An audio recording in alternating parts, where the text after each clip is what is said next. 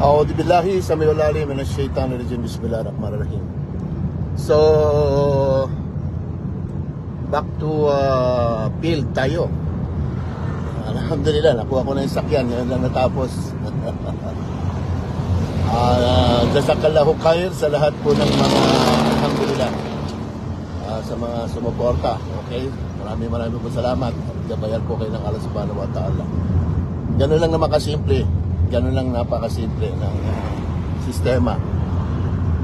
At tuloy-tuloy ang trabaho, kumbaga. Hindi pa pwedeng tigilan dahil sa napakasimple lang naman yung Tagaytay. Tagaytay. Left side, Tagaytay. Okay.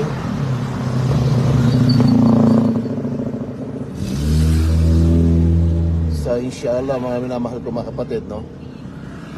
Continuous tayo, mga ngambas tayo. Actually, Webes na pala ngayon.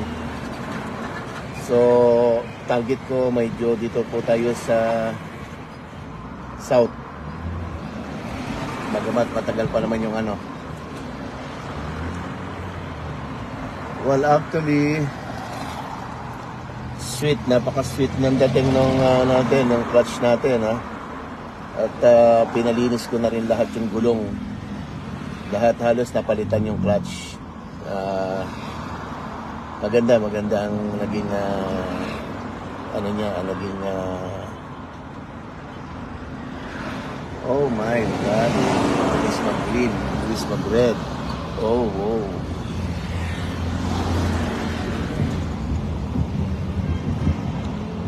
Tagaytay.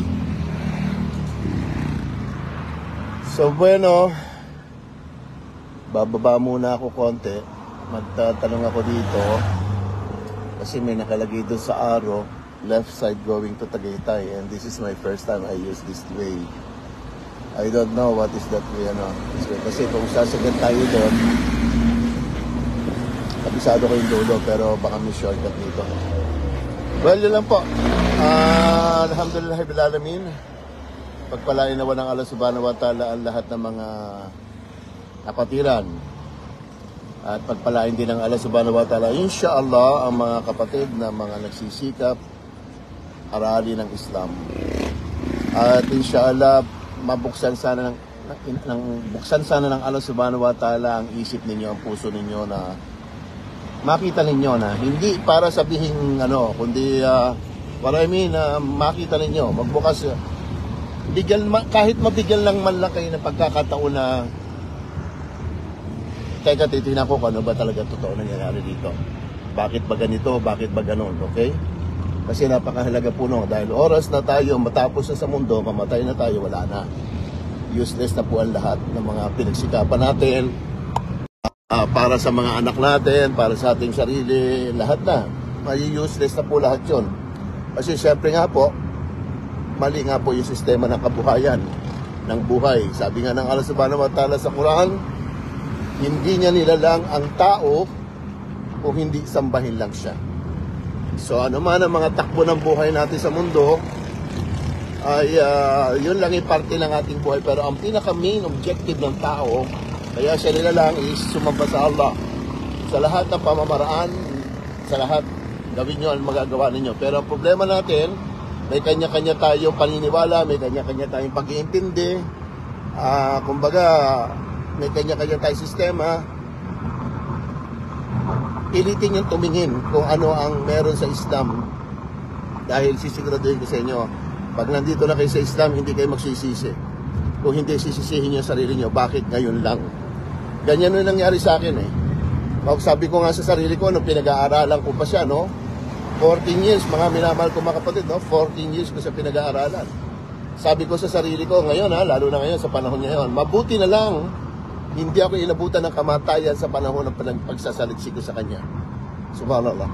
So, totoo lang, mabuti na lang, hindi ako inabutan ng kamatayan ng panahon na sinasaliksi ko siya. Dahil, siyempre, useless eh. Aaralin mo pa, aaralin mo. Napakasimple lang naman ang ano niya, napakasimple lang naman ang doctrine niya. Doctrine niya is very simple. Kalimutan mo ang lahat ng Diyos. Diyos Ama, Diyos Anak, Diyos Espiritu, El Shaddai, Yahweh, Jehovah, kalimutan mo yan. Diyos Ama, yan, Espiritu Santo, si Jesus, Propeta. Ganun lang. Sumamba ka sa nag-iisa, ang naglikha ng langit at lupa, nang walang kahit na anong meron sa harapan mo, kung hindi kung ano lang ang sistema talaga ng tinuro ng Islam ng Allah subhanahu wa ta'ala na nasa Quran na sinasabi at nasa hadith ng Propeta Muhammad sallallahu alaihi wasallam. Then, nabutan ka ng kamatayan sa ganong sistema, dasal, dasal, dasal, dasal. Dasal, dasal, dasal, dasal, Ramadan, fasting, fasting, fasting. Ramadan, gawa ng mabuti, magbibigay ng makakawang gawa, ano man ang makakayanan mo, kahit anong sistema, basta meron kang makakawang gawa. And then, makapunta ka sa, inshallah, punta ka sa pilgrimage, sa Hajj, kung may kakayanan kang gumastos, so gugulan mo mga gastusin papunta doon. Ako, sa tulong at gabay ng Allah subhanahu wa ta'ala, lagi akong libre papunta doon. Magmula kay King Fahad, King Abdullah, King Sulaiman, naimbitahan ako lahat ng hari na yon. So, sana maimbitahan uli ako. Gusto ko pang makapag-Hajj uli, inshallah. So, yun lang kasimple, wala nang iba, wala ka ng ibang obligasyon. Ang kausap mo, ang Allah, ang kasulatan, ang Allah at ikaw. Yun lang ang mag-uusap. Hindi na yung kinakailangan pa na, marami pang mga keso-keso. Maraming dito sa Islam, yun lang ang aaralin mo. Aralin mo sa sarili mo kung paano magsala. Aaralin mo sa sarili mo paano ang tamang proseso ng pagpapasting o pag-aayuno. Ganun lang po kasimple ang Islam, no? Siyempre, sa simula, mahihirapan ka dahil parang bata siyempre wala kang alam. Pero basta tinanggap mo yun ang pinaka basic nun, natanggap mo siya, at ikaw ay sumaksi na walang ibang dapat sambahin maliban sa Allah, at sumaksi ka sa uling propeta sa Prophet Muhammad, si Jesus ay isang propeta. So, bisita ka na lagi sa mosque, gawa ka ng paraan paano ka makapagsasala, and then yun na, tinabutan ka ng kamatayan doon sa ganung sitwasyon mo. Yun na yung paraiso mo.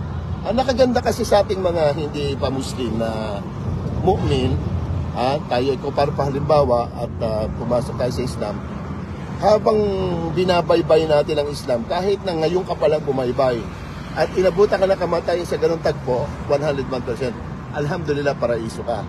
Lumalabas nga, born again yun ang pinaka born again malinis na malinis ka sa kasalanan dahil dahil sa ngayon tinatanggap ko, okay. Kalimutan mo na lang yung mga sistema mo sa una, yung mga Kristiyano ka, kalimutan mo na yun. Wala na santo-santo, wala na yun, wala na gano'n, mahal na araw, Pasko, kalimutan mo yan. Pipilitin mo, aralin mo lahat yun, aralin mo. Yun ang mabibigat dun yung mga gano'n, yung mga sistema, yun ang mabibigat dun. So nakikipagkwentuhan lang ako kumbaga na, kasi masaya ako dahil natapos na itong sasakyan ko at alhamdulillah bil alamin.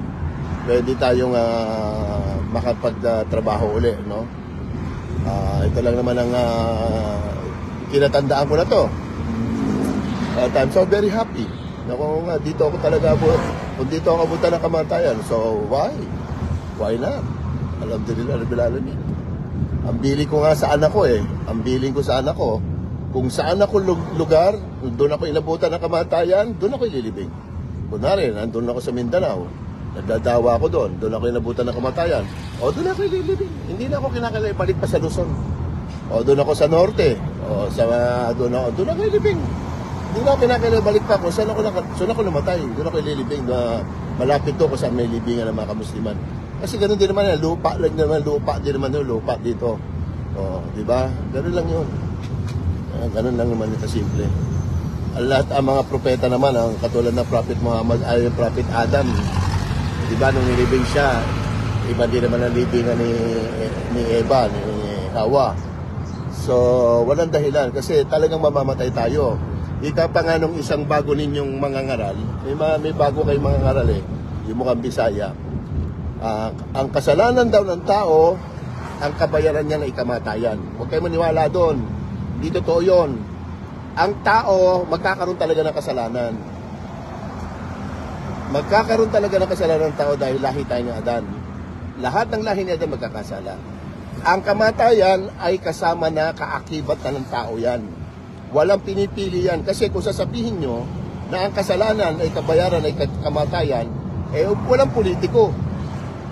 Kasagaran ng politiko, di ba? Alam naman ninyo, maraming mga kung ano-ano dyan, di ba? Bakit buhay pa kayo?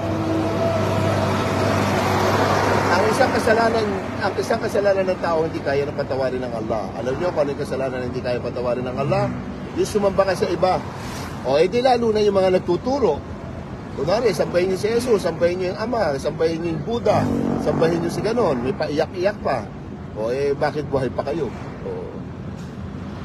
Buhay kayo, bibigay sa inyo ng Allah subhanahu wa ta'ala, sa inyo pang lahat ang pabor Sabi nga ng Allah subhanahu wa ta'ala, bibigay ko sa inyo lahat ang pabor para magampanan ninyo kung ano man yung gusto ninyo.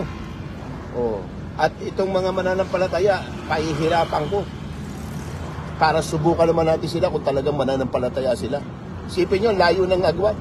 Kaya kita nyo, halimbawa, bigyan kayo ng halimbawa, Palestine. Di ba sinasabi nyo sa Palestine? Kung talagang sila ay totoong mananampalataya, bakit sila ganon? Yun na nga yung labanan ko Sila na ngayon binabanggit ng Allah subhanahu wa ta'ala. Sila na ngayon lumalabas ng mga shahid, talagang mga, sipin mo, namatay na, naubos na yung angkan, naubos na yung mga kayamanan, lahat na. Durog yung bansa nila, pero ano sinasabi nila? Allahu Akbar, ang alay dakila. Iyaka na buduwa, iyaka na stain. Ikaw lang ang sasambay ko, ya Allah. Ikaw lang hinga ko ng tulong. Sa kabila ng lahat ng kapighatian, yun ang hinahanap ng Allah. Yung sasamba ka sa Kanya, ng talagang pagsamba. Hindi biro-biro yun. Magsasala ka, madaling araw, gising ka, sala ka. Tanghali, sala ka. Hapon, sala ka. Dapit hapon, sala ka. Gabi, sala ka. Madaling araw, sala ka. Isipin mo yan. Pagkatapos kayo, meron pa kayo, konting amin. Kaya kabanalan na kagad sa inyo, hindi kabanalan sa amin yun.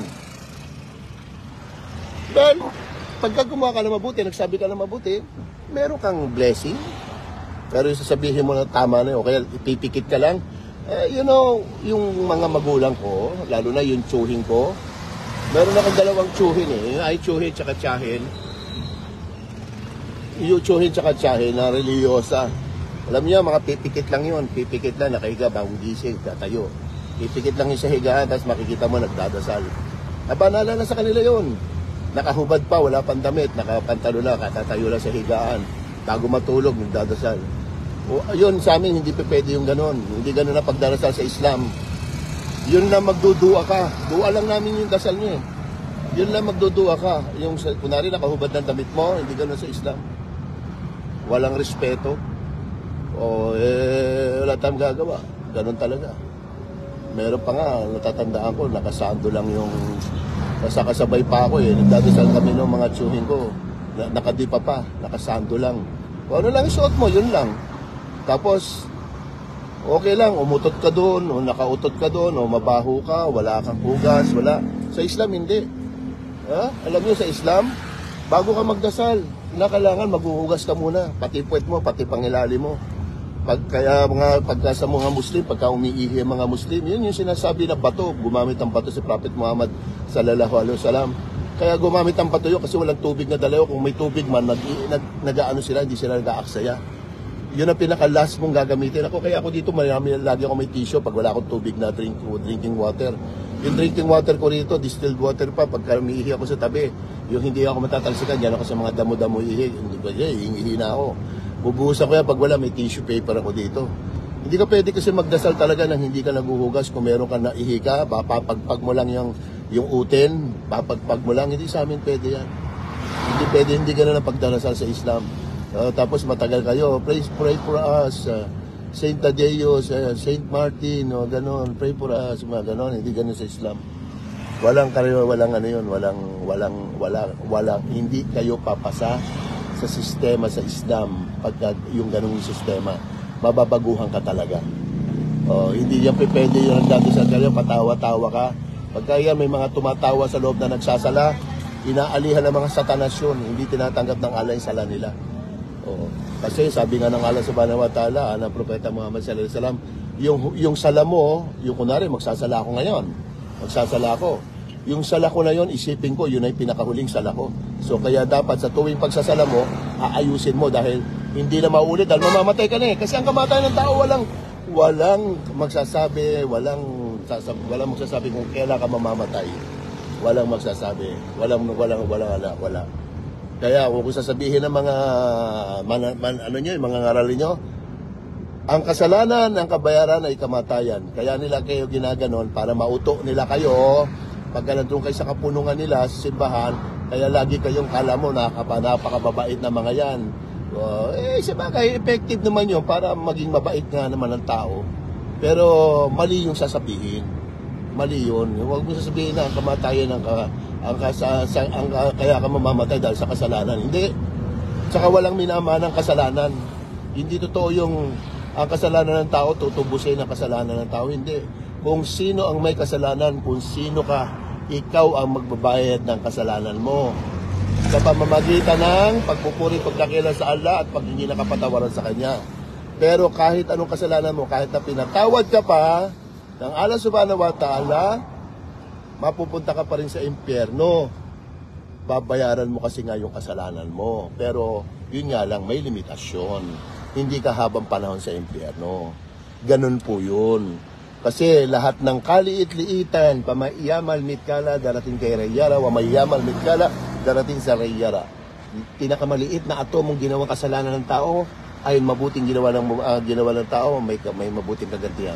Siliit ang atomo na ginawa niya kasalanan, may kaparusahan. Hindi pa pwedeng walang kabayaran ang kasalanan ng tao. Pagbabayaran natin lahat yan at sana insya-Allah, yung mga pagsasala namin, binubura ng Allah. Yung pagdaramadan namin, sana insya-Allah, binubura ng Allah. At ang isa sa pinakamalaking magbubura ng kasalanan ng tao, yung mga hindi mananampalataya na katulad nyo, sasabihin nyo sa sarili nyo, ako'y sumasaksi na walang ibang dapat sambahin maliban sa Allah. At ipapatunay niya sa sarili nyo, talagang sasaksi kayo, magsasala kayo, sasamba kayo sa Allah subhanahu wa ta'ala, yun na. Yun ang pinakamainam sa tao. Ikaw ang isa sa pinakamalinis na tao sa na nabuhay sa mundo. Pero pagka hindi, patuloy ka, tanong ka ng tanong kunwari, tanong ka ng tanong sa Islam, pero ang sadya mo, mambabastos lang at mang-uurat lang, wala mangyari sa buhay mo.